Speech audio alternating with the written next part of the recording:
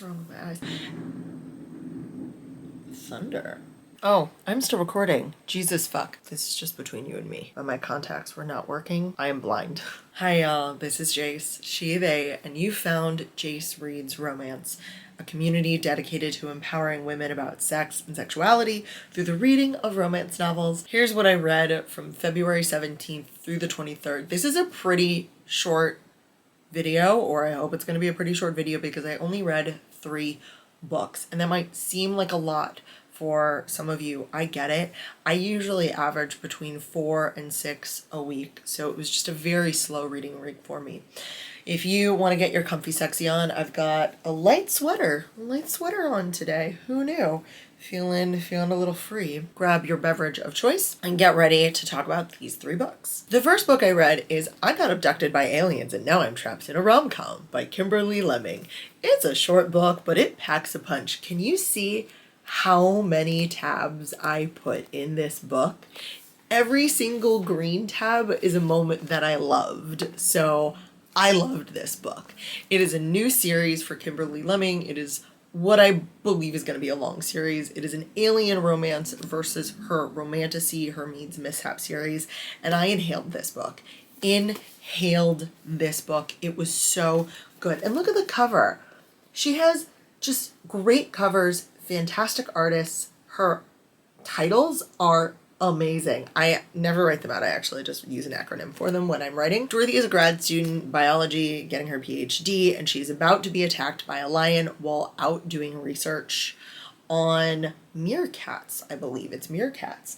And then is beamed up to aliens who heal her and have kidnapped her. She wakes up on this ship. She thinks it's a ship. It's really a science lab. Manages to escape and runs into not Earth. The lion who also mauled her happens to be there, and she helps the lion escape.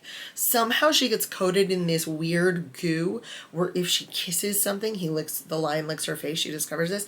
The lion licks her face, and now they can talk. So we've got a sentient lion, very reminiscent of our wonderful Alexis from the Mead's Mishap series. And she goes off into this foreign land, which looks a lot like Earth, but is definitely wrong, because it turns out it was made by aliens who only did 3D research on Earth from a history museum. And so you've got just completely incorrect things, from dinosaurs to fauna to weather patterns to it's just hysterical. And as a grad student getting her master's in biology, she sees all of the wrong things they did and is constantly angry about all of it. Also, the T-Rexes are pink. So she's mad as hell on this foreign planet because everything is wrong, and she's very confused. And then alien dudes show up and they all get injected with like mate juice. It's her and 2 male aliens who are very much not human, not human at all. There are tails. There are vibrating tails involved. And they're just madly in love with her. And she has this one singular goal: to punch the dude in charge in the face.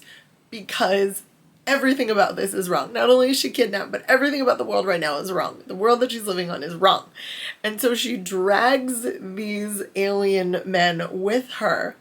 And they also are followed and pseudo-kidnap a scientist who's supposed to be observing them and who injected them with the mate juice to begin with, because it turns out the aliens are there because a corporation accidentally blew up their planet and is trying to make amends by giving them this new planet. And they figured out that these aliens, they accidentally only took male aliens, so they need female somethings to procreate with the aliens, because everybody else, the whole rest of the planet's gone, exploded, not there. Earth people can breed with these aliens, so they've kidnapped a bunch of Earth women to breed with these aliens, and so they're trying to figure out how to get them to breed. But of course, the research that they did on mating rituals was actually a how-to guide for writing romance novels. So it's every single romance trope that you love. They come across a little cul-de-sac, a human enrichment zone, as they call it, which is a bunch of houses on a little cul-de-sac. And each house only has 1 bed, because that is, according to the book, a way to get people to bone. Well, yeah, it isn't a romance book, but Dorothy's having none of it. And so she's like, everybody gets their own house. And scientist alien dude destroys every house so that they have to be in one house together, in one bed. It is perfect. It is fucking perfection. So now we're going to go through all of my green tabs, and I'm going to show you my favorites. Girl's got an entire research team plotting her assassination. That's actually about the meerkats. This is about Dorothy's mom. She'd jump right back up, and only to lament how my unsightly cargo pants were made by the devil himself. If so, dear devil, I thank you for these marvelously deep pockets. Like, her sass level is so good. Did you just talk? Mr. Lion Man who tried to eat me? Toto, I don't think we're on Earth anymore. You're not going to be finding lionesses. We're in some strange land or a new world with freaking dinosaurs, aliens, and who knows what else. I know you've never seen a movie, but trust me when I say the black woman always dies first. Why not just save myself the trouble and give up here? I love it. She's having a moment. She's having a moment after they discover that they're on the alien planet, she and the lion. I reached for my ankle and tried to untie the knot.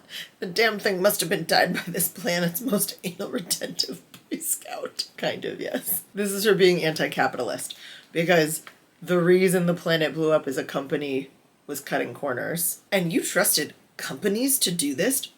Self-regulate. Soul spoke up. You trusted the company that wanted to make money off the shipment of a dangerous chemical to properly test each planet for sentient life forms and hope that, what? He paused, twirling a hand in the air around him, that they would just follow the law instead of simply saying they found nothing to save money? That's the reason our planet was destroyed? Yeah, it was. Feels a little close to home, doesn't it? His like mate juice is so feral. Fuck, I want him so raw. Wait, keeps going. Alright, that settles it. I've died and been reincarnated in some stupid anime. If there are any gods at all, please don't make this a full-blown white shoes. Just keep it to us three. Lord, you know I don't have the stamina. They have suction tails. At least, I think that's what happened. It was hard to tell after the end of his tail latched on and sucked the soul out of my body. Sorry, got distracted. Loke was something much more menacing to my heart. He was a man who was good with animals. Case studies could be done on how little research these fuckers put in before they grabbed us. I'm dying. Correlation does not equal causation. Well, this is it. Intern. All of these houses only have one bed. Correct, he chirped happily. I searched the ceiling for the patients that escaped me. Why do all of these houses only have one bed? Our research shows that the only one bed method is a tried and true way to get humans to mate. Oh, the book was Romancepedia, a guide to writing the ultimate romance. I want to see Romancepedia. I want that. Oh, he made them survive something. The guidebook clearly states that this trope sets the stage for tension, humor, and romantic developments. You've been with them all day and your affection meter has barely risen. This is a beautiful line. But as a Sankato male, I need you to be safe. If you get hurt, this world and everyone in it will turn to ash beneath my hooves. Her response is, hot. Let's just say the audacity of men is universal. Great line. This is like the anti-foot fetish. They think her feet are the most disgusting things, and she literally uses them as a weapon to keep people away from her. It's so funny when she gets kidnapped by, like, the baddies. Y'all got some serious issues with feet. And my note to myself was, dying. And that was it. Like, this book is incredible. I hope this turns into a series. I hope it turns into a long series. I hope this is the Kimberly Lemming version of Ice Planet Barbarians, because I am all here for it. The next book was Immersed and Bound by Cassie Vernon. This is the first book in a series. I accidentally read the third book, and so I wanted to go back because the third book takes place at the wedding of the couple from the first book. This is Malaya and Kostas, and I didn't love it. Didn't love it. Okay, here's why. Malaya gets convinced by her best friend Champion, who I knew from the third book, to go to this weekend getaway. Champion is a makeup artist and photographer, and she's been invited on this really swanky rich person's private island for this weekend extravaganza, and she brings Malaya with her. And while there, Malaya catches the eye of Kostas, who is a Greek bajillionaire, and they have this really passionate weekend together, and you know, it's supposed to be just sex, and then the weekend ends and they end up running into each other. But like, here's the thing. Here's the thing. Number one, I didn't really believe in them as a couple. It just felt really odd and not aligned and lots of stuff. But the sex. I don't mind a spicy something. I don't mind. You know, I love spice. I love the spice. I didn't love this spice. There's a lot of backdoor play where no one ever uses lube until they're actually about to have anal sex. And he says, do you want lube? And she says, no, no, you always need lube. You always need lube for backdoor stuff. And there are a lot of fingers going in the back door with nothing on it. We also get sex in the ocean, in the literal ocean. You are standing in the ocean, sir, with her bobbing up and down. And that is terrible. That's so uncomfortable as well. Sex in water for me. If you like sex in water, please comment. I want to know how. I want to know why. Because it has never worked in my life. And then they go to the beach from the ocean and fingers are in places. And I don't care how big a towel you put down. If you are walking from the water to that towel, sand is getting on your body, and then that sand is going everywhere. And then you are having sex with sand in places that you really don't want to have sand. You just think about going to a beach and a grain of sand from the last time you were there. I don't care if it's been 5 years, magically appears. Sand is in places it shouldn't be. And so much of this intimacy just was not for me and rubbed me the wrong way. And so it meant that what could have potentially been their moments of connection through intimacy just felt like a massive ick factor to me. I liked the second book a lot better. It also was a little, and the third book. I liked the third book better. It also was a little odd, and this back door with no lube seems to be a thing of hers, so I guess I gotta get used to that. But it just was not, it was not for me. I like the Greek nickname. I do like this phrase. I'm gobbling her up as though I haven't eaten anything in weeks. Like, there's some great moments. Oh, and he's pierced. But again, you need lube if you're pierced. Oh no, he's pierced and he has a Prince Albert. Let me say that. My notes to myself are, I will never get over how little lube there is. No. Until I had to record this, I stopped thinking about this book when it was over, and I will probably never think about it again unless I'm doing a wrap up. That was my experience with this story. No, it just, I will never think about this book again.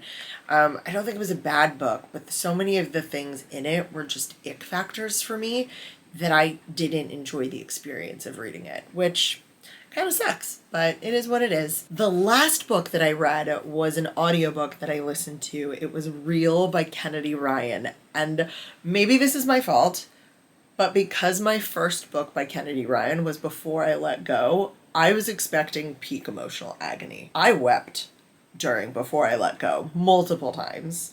And so I was expecting just the legs to be cut out from under me in terms of their relationship. This story is about Neevah and Canon. Neevah is an actress and a singer, and Canon is a director. He has been given the green light to do this bioepic about a forgotten jazz singer, and Neevah is a complete unknown. He sees her perform as the understudy. She was brought on for a Broadway show. He sees her one of the nights she performs, and he says, that's it, that's my person. They also have really great chemistry, and they start to film.